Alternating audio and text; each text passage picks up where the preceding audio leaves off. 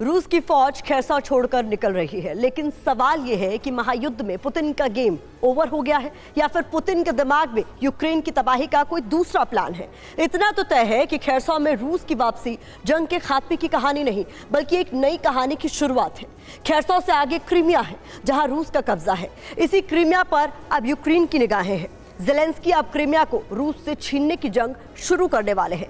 ये कोई संकेत नहीं बल्कि रूस के लिए खुला चैलेंज है। यूक्रेन ने ऐलान कर दिया है 2023 में क्रीमिया यूक्रेन का झंडा एक बार फिर से फहराएगा।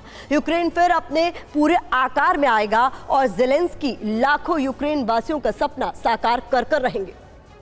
जंग के मैदान में ये नई जीत की आतिशबाजी, यूक्रेन की सेना के दिल में मचलते तूफान और जीत के हुंकार को आप इन तस्वीरों से महसूस कर सकते हैं। अनगिनत गोले, बेहिसाब बारूद और आसमान चीरकर आगे बढ़ता आग का एक एक गोला जमीन पर जहां भी गिरता है उसके आसपास कई मीटर तक तबाही मच जाती है। ये यूक्रेन का RZSO ग्रैड मल्टी रॉकेट सिस्टम है। खैरसॉन में रूसी सेना के पीछे हटने के बाद यूक्रेन ने जबरदस्त गोलाबारी शुरू की।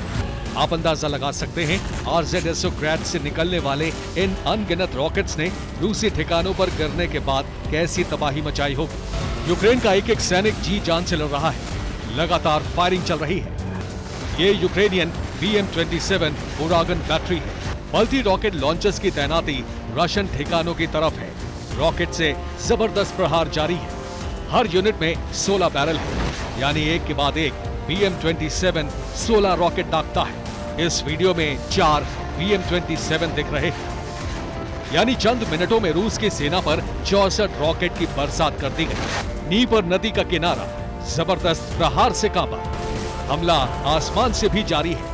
रूस के सैनिकों के बेहद करीब पहुंच चुकी यूक्रेनी फौज Mi-8 हेलीकॉप्टर्स का इस्तेमाल कर रही है। Mi-8 हेलीकॉप्टर से रूस के ठिकानों पर अटैक हो रहा है। रूस के एयर डिफेंस से बचने के लिए Mi-8 हेलीकॉप्टर्स अटैक के फौरन बाद फ्लेयर्स छोड़ते हैं और रूसी एयर डिफेंस को चकमा देकर जमीन पर कहर बरपा रहे हैं। इसी जबरदस्त पलटवार का अंजाम खैरसॉन में दिख रहा है।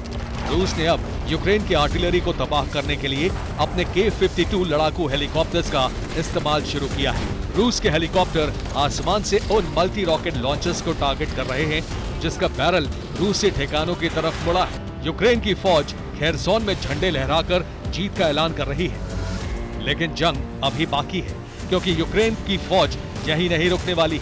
ज़ेलेंस्की यही नहीं थमने वाले हैं। मिशन अब खुद को बचाने का नहीं बल्कि पुराना हिसाब चुकता करने का भी है। हमारी सेना रक्षा के लिए एक्टिव मोड में है। पूर्व और दक्षिण के कुछ क्षेत्रों में हम धीरे धीरे दुश्मन को पीछे धकेल रहे हैं। हम धीरे धीरे आगे बढ़ रहे हैं। कब्जाधारियों के लिए डोनेस्क सबसे ज्यादा बवाल का केंद्र बना हुआ है। वहाँ हर दिन सैकड़ों की संख्या में दुश्मन मर रहे हैं। यूक्रेन की सेना तेजी से आगे बढ़ रही है और कई जगहों पर स्ट्रीट फाइट की शुरुआत हो चुकी है। देखिए कैसे रशियन सैनिक यूक्रेन के सैनिकों की पोजीशन देखने के लिए मिरर यानी शीशे का इस्तेमाल कर रहे हैं और यूक्रेन के सैनिकों की पोजीशन ऐसी है कि वो मिरर पर सटीक निशाना लगा देते हैं। रूस के पास ईरान का शक्तिशाली आत्मघाती ड्रोन है, लेकिन यूक्रेन छोटे से ड्रोन से भी भारी तबाही मचा रहा है। यूक्रेन की सेना DJI मैविक ड्रोन का इस्तेमाल कर रही है। ये छोटा सा ड्रोन रूस के टैंक और सैनिकों की तलाश करता है। कैमरे पर रूसी टैंक या ठिकाने को देखते ही ड्रोन से बंधे बम को ड्रॉप कर दिया जाता है। रूस के सैनिकों पर जबरदस्त हमले की वजह यूक्रेन के मिशन का बदलना है। यूक्रेन के सैनिक अब तक देश की रक्षा के लिए लड़ रहे थे। खैरसॉन जीतने के बाद अब मिशन क्रीमिया की शुरुआत होगी। यूक्रेन की फौज अब क्रीमिया पर कब्जे के लिए आगे बढ़ेगी। यूक्रेन के राष्ट्रपति को अब रूस की हार का यकीन हो गया है। ज़ेलेंस्की की ये महत्वाकांक्षा नई नहीं है। ज़ेलेंस्की ने एक इंटरव्यू में पहले ही ये संकेत दिया था कि युद्ध का अंत क्रीमिया पर विजय के साथ होगा।